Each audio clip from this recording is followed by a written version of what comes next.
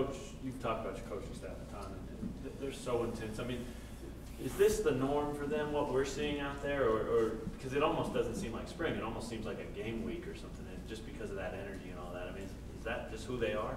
Yeah, I mean, it is. It's a way of life. There was a plan from the beginning in terms of what type of folks we were looking for.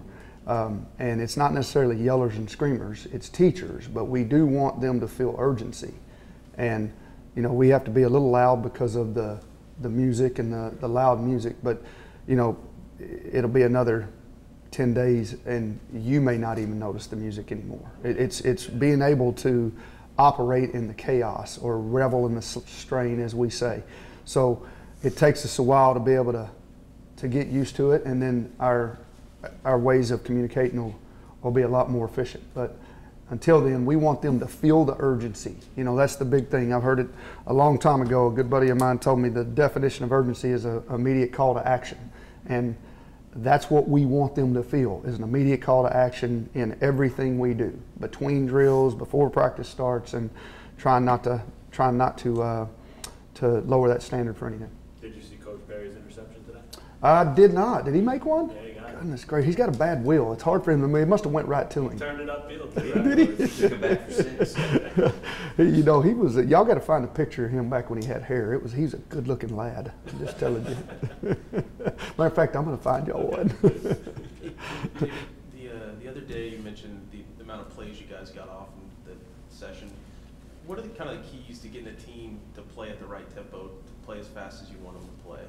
Well, I think it's setting a standard and staying at that standard. And you know, one of the key guys in our environment, everybody's so important. I mean, everyone that works in this building is vital to our success. They all have a role, and all of them have a role with us being great on the field. Jeff Heimer has been around here forever and ever. His role is critical because he's constantly giving me time and reps and where we're at with reps. And that means something to us. Now, we want to get better with the quality, but we want them to understand the tempo first and the quantity that we're trying to get in that area. And the quality will come. We just want to continue to get reps, muscle memory, and then the procedure matters. We keep saying that. We want the procedure to be seamless. Today we did some stuff on audible count. The other day we did some stuff on silent count. So we're constantly throwing variables at them with that chaos, so we're ready for any and all situations. We haven't done many situations with down and distance yet.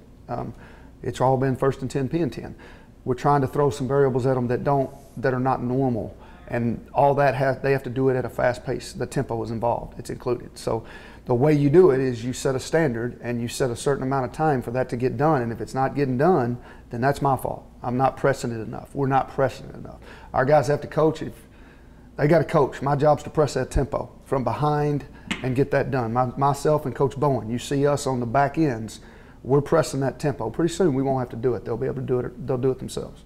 You know how many plays you got today, and what did you think about the tempo in today's practice? Yeah, we got 52 plays off in 7-on-7, and we got, I want to say, 40 plays off in teams. So what do we got? 92, and we were 2 minutes shorter than we were the other day. So we got it all done in 42 minutes. I think we did it in 44 the other day, which is good. You know, we've got a program that we subscribe to here called The Program that is a phenomenal program. It's some Navy SEAL guys, and I learned a lot from those guys about putting yourself in a box and not putting a standard on what you're looking for. I mean, setting goals, but you'd be surprised how fast you can get something done if you don't let your mind keep you from doing it. So we've kind of letting some of those characteristics carry over. You know, they're really good at what they do, and they've helped our program. They're going to help us this summer again. It's something that I've learned I'll continue to carry with me. Coach, you answered this on Tuesday, but just so we have it on tape, give the sense that the quarterback position is kind of a wide open competition right now. Is that the case? Absolutely. I mean, you know, we've got 5 or 6 guys that are taking snaps. We got a bunch of new guys here that we haven't seen, and the only way you know is to look, is to see. So we've got to put them in some scenarios so we can kind of get an idea of what they can do. First, you got to see if they can throw well enough. You got to see if they can read well enough. You got to look at their feet. There's a lot of things that we got to evaluate, but you don't know it until you put them in there and see it done. So That's one reason we're going so many reps right now. We'll dial that back a little bit as we get the pads on, but right now, primarily, one of the reasons we're going 52 reps in 7-on-7 is because we need them offensively for muscle memory, and we have a lot of quarterbacks. We got to get some reps for those guys so we can evaluate them. What kind of feedback have you got from, especially the quarterbacks, from the first few days? I know it's early, but if they, talk to you about anything that they like or concerned about? Really, they just ask a lot of questions about, things. Coach, how did you know that corner was dropping? What are you looking at? I mean, I do a lot of stuff with the boundary safety. That's just me. A lot of people teach it a lot of different ways. But when I talk to Mike and I talk to those guys, they're usually asking football-related questions. But I'll tell you, man, I can't be happier with our guys because they haven't flinched. I mean, what we ask them to do, they do. The tempo we ask them to go at, they go at, and I think they understand the end result that we're looking for. So, man, they want more. They want more, but they got to keep working at it. There's no doubt about it. The one drill where you have 5 quarterbacks and everyone who runs his route ends up catching or dropping a ball. Right. You seem to do a lot of that, and the receivers seem to catch or be thrown to a lot, and the quarterbacks make a lot of throws during practice. Is that even more than usual, do you think? Well, absolutely. I mean, in what we do, and I mean, really, I could just say in the air raid period, I mean, group work's very important, and throws from quarterbacks, and then really balls coming from everywhere with a lot of different launch points. It really keeps you from having to do an individual distraction drill, because you have to literally pick up a ball where there's 5 balls flying at a time. So now you've got a built-in distraction drill, but you're working your routes. You're getting 2 or 3 things accomplished at once. You're getting a real throw from a guy that you're going to be catching it from. You're getting a distraction drill that you normally would set up with a couple of cones, and it's real life type stuff, so it applies to the game. I picked that up from Cliff Kingsbury a number of years ago, and I'll never change that. I think it's a really good drill. Everybody gets reps. We get a lot of balls in the air. We try to track how many balls those guys are touching a day, how many balls that they're catching a day. Afterwards, those guys are out there on those poles right now. They'll be out there working through a catch circuit every day to get a minimum number of touches each day. It's muscle memory. You want to be a better receiver, you got to catch the ball a bunch. That's how you do it. You learn to negotiate the football. So that's how you do it. You got to do it a lot. You said you were excited to get the tape on Tuesday. What do you guys see? Well, we were ecstatic to watch some tape of them doing what we were doing. So, yeah, that was great. A couple of things that I was personally pleased with, I really liked some of the things our offensive line did. I thought they protected well. Now, we didn't bring any pressures on that Monday, but for a first day, those guys did a nice job. Coach Jackson, I'll say it again, he's got those guys in really good shape. And we got a long way to go with those guys, but they're a lot better shape than they were in. Really proud of what he did there, but I thought those guys did a really nice job. I like some of the things that some of our running backs are doing.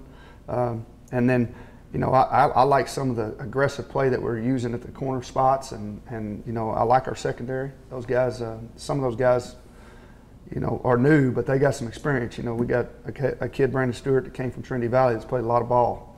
I've seen that guy grow up since he was young. He's a good player. I think he can help us. There's a lot of those guys over there. Bazzie Bates, Greg Allen. Those guys, there's some of those guys that have a lot of football under their belt, albeit not all of them in our system, but those guys, I thought they did some good things. I like our linebackers right now. I think there's a couple of guys there that are smart players that help us. And, honestly, I think right now, at this point, the strength of our team lies up front in the defensive line. And, Clinton, those guys, they did a great job recruiting here. I think those guys are good players. We got to get those guys operating in our system, but they did some good things today in pass rush. They got after that offense today. I was proud of them. Some of those turnovers were caused by the defensive line, so that was good. You talk about eliminating entitlement. How do you guys do that as a coaching staff? What does that entail? Well, that is an everyday thing. It's preaching guys from the day that they walk in the door that you have to earn everything. You got to earn everything down to what goes on your helmet.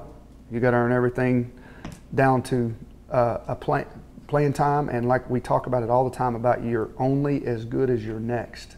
You have to continue to do it. It's consistency. You got to continue to produce. Effort's a minimum expectation. We tell them we're not going to spend a lot of time on your effort because we expect that every day. every day. We expect you to produce is what we expect you to do. You know, I mean, that's something that, I mean, you look across the world and that applies. It's the guys that produce that are the big winners, and we're trying to find the production guys. So that's what we're working on. Entitlement, there's no room for it. It's not what anybody says. It's not what we read or what somebody writes or what their coach or their old coach may have said. That's why I didn't ask any questions of anyone about any of these guys, because I want to see them for myself. I want to make my own decisions, and we've already seen guys that are maybe better than what we thought they were in the other system they were in. That's no indictment on anybody. It's just they look better in our system right now, so maybe they fit better. With Pro Day yesterday, did you get a chance to talk to any scouts, and did you get any feedback on any players? Yeah, I did. I got to talk to a bunch of guys, and it was good to have them around here. I'll tell you what, it was an impressive group. I mean, there was 33 scouts there, if I'm not mistaken. Katie can quote you the exact number, but I think there was 33. I'm not sure, that might not be the highest number we've ever had here. Man, when those guys, I don't know if any of you were here, but when them suckers lined up in that weight room, that's a good-looking group of kids now. I mean, I'd like to have a bunch of them dudes back here right now. Some good-looking children, and they can run now. I mean, Dexter McDonald he did some phenomenal things, and you know, a bunch of those guys did. So I was proud of those guys, proud for them. A lot of those guys, I was here and coached them a year when I was here with Coach Gill. Some of them I weren't, but man, they're all Jayhawks to me. They're all part of our family and always will be, so I'm excited for them moving forward, and hopefully we can get them all in the league and get them all making some money that they can take care of their families. When you look at, you know, you talk about wanting to see it for yourself. When you do that, can you tell, I mean, in these first couple of days, can you tell the guys that are veterans versus some guys that, especially like the JUCO newcomers and those guys? I mean, is that pretty obvious that those guys that have been around stand out right away? Yeah, there's some separation with those guys that have played before, just because they've got some experience. The one thing you can't give them is experience. You can give them a lot, but you can't give them that. They have to go out and get it.